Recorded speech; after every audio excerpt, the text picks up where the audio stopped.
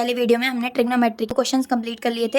अब हम आगे के क्वेश्चंस करेंगे। क्वेश्चन 13 में हमसे कहा है if angle A and angle B are acute angle.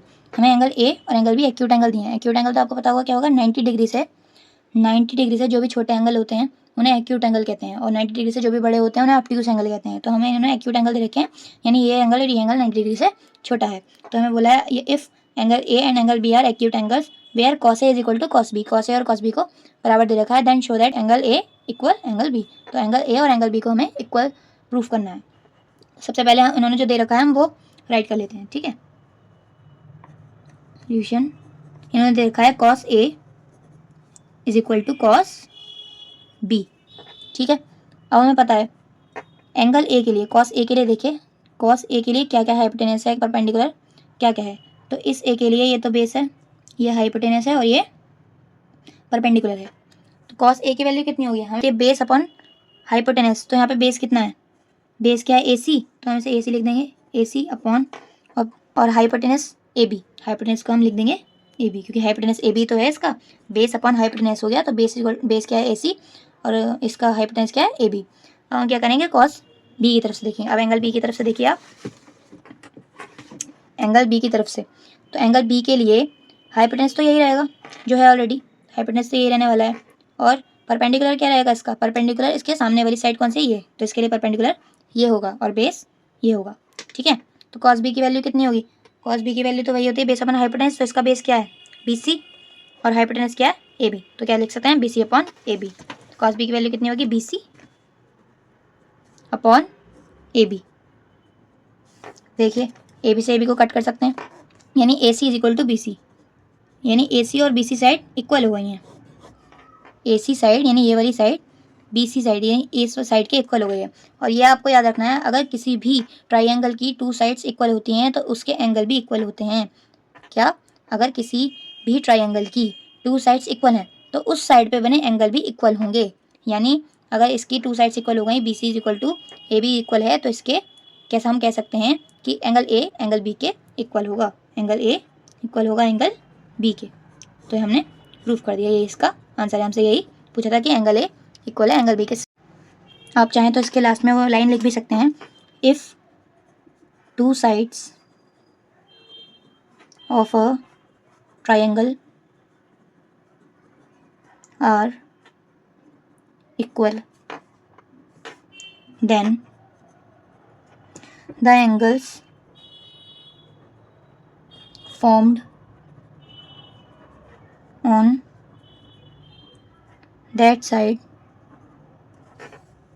will also be equal। यानी अगर किसी भी ट्राइंगल की टू साइड्स इक्वल होंगी तो उस पर बने आपस में दोनों एंगल भी इक्वल होंगे। नेक्स्ट क्वेश्चन करते हैं। ये क्वेश्चन इस एक्सरसाइज का लास्ट क्वेश्चन है। ये क्वेश्चन करने के बाद आपकी एक्सरसाइज फिनिश हो जाएगी। तो इस क्वेश्चन में हमसे क्या कहा है, if cot theta is equal to 7/8 then find the value of 1 plus sine theta 1 minus sine theta 1 plus cos theta 1 minus cos theta और कॉट स्क्वायर थीटा। पार्ट्स दिए हुए हैं। सबसे पहले हम क्या करेंगे, इसका फर्स्ट पार्ट करेंगे।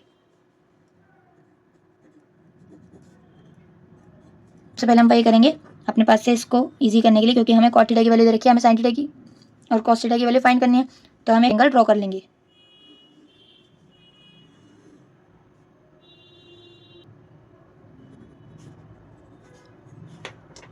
हमें एंगल क्या दे रखा है, थीटा, तो इसको थीटा मान लेंगे।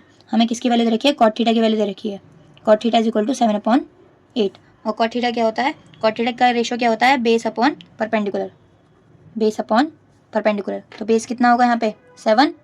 सबसे पहले देखते हैं इसका बेस क्या है। इसका बेस है ये, हाइपोटेनस है ये और परपेंडिकुलर है ये। तो इसका बेस का क्या होगा, बेस की वैल्यू होगी 7 और परपेंडिकुलर की वैल्यू होगी 8। पाइथागोरस थ्योरम से सबसे पहले हम हाइपोटेनस की वैल्यू इसकी निकालते हैं। तो क्या लिखेंगे, by PT, PT means by Pythagoras theorem. Pythagoras theorem क्या होती है, हाइपोटेनस का square is equal to base का स्क्वायर प्लस परपेंडिकुलर का स्क्वायर। हाइपोटेनस का स्क्वायर हमें देने रखा है, हाइपोटेनस की वैल्यू हमें देने रखी है, तो इसमें पुट नहीं करेंगे, हम सबसे पहले हाइपोटेनस की वैल्यू निकाल लेंगे। हाइपोटेनस का square is equal to base की वैल्यू दे रखी है 7 का स्क्वायर प्लस परपेंडिकुलर की वैल्यू भी दे रखी है 8 का square. Hypotenuse square is equal to 7 का स्क्वायर क्या होता है 49 और 81 का स्क्वायर 8 का स्क्वायर क्या होता है,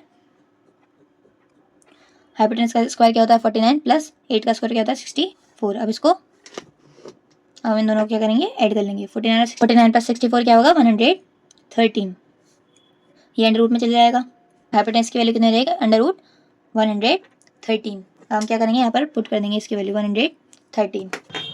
हाइपोटेनस की वैल्यू फाइंड कर ली हमने। अब हम क्या करेंगे, साइन थीटा, कॉस थीटा और कॉट थीटा की वैल्यू फाइंड कर लेंगे। Sine theta is equal to, sine theta का रेशो क्या होता है, perpendicular upon hypotenuse. Cos theta का रेशो क्या होता है, base upon hypotenuse. Cot theta का रेशो क्या होता है, टेन थीटा का उल्टा, base upon perpendicular. Sine theta की वैल्यू कितनी होती है, परपेंडिकुलर अपॉन हाइपोटेनस। परपेंडिकुलर की वैल्यू 8, हाइपोटेनस की value under root 113। Cos theta 7 upon under root 113। Cot theta की वैल्यू 7 अपॉन 8। हम क्या करेंगे, इसमें पुट कर देंगे क्वेश्चन, हम सॉल्व करेंगे। फर्स्ट पार्ट क्या है इसका, फर्स्ट पार्ट में हमें दिया है 1 plus sine theta 1 minus sine theta upon 1 plus cos theta 1 minus cos theta. अब इसमें वैल्यू पुट करेंगे। 1 प्लस साइन थीटा की वैल्यू कितनी लिखी थी, 8 upon under root 113। 1 minus sine theta की value 8 upon under root 113 upon 1 plus cos theta की value 7 upon under root 113, 1 minus 7 upon under root 113 हो जाएगा। अब हम यहाँ पर देख रहे हैं स्क्वायर, ये ए प्लस बी और ए माइनस बी का फॉर्मूला बन रहा है। हमें पता है एक फॉर्मूला होता है algebraic, A square minus B square is equal to A plus B और ए माइनस बी। ये फॉर्मूला होता है, A square minus B square equal to A plus B और ए माइनस। देखिए ए प्लस बी और A minus B का formula बन रहा है, तो यहाँ पर ए भी सेम है 1 और बी भी सेम है, तो हम क्या कर सकते हैं, इसे ए स्क्वायर माइनस बी स्क्वायर की फॉर्म में लिख सकते हैं। ए क्या है यहाँ पर 1 का स्क्वायर माइनस, और बी क्या है 8 अपॉन अंडर रूट 113 इसका स्क्वायर अपॉन, नीचे भी इसकी फॉर्म बन रही है ए प्लस बी और ए माइनस बी, तो यहाँ क्या हो जाएगा 1 का square minus 7 upon under root 113 का स्क्वायर। अब हम क्या करेंगे, इसका स्क्वायर कर लेंगे। 1 का स्क्वायर 1 होगा माइनस 8 का स्क्वायर 64, अब अंडर रूट 1/13 का स्क्वायर अंडर रूट 1/13, इसका भी स्क्वायर खुल जाएगा। 7 का स्क्वायर 49 अपॉन इसका 113।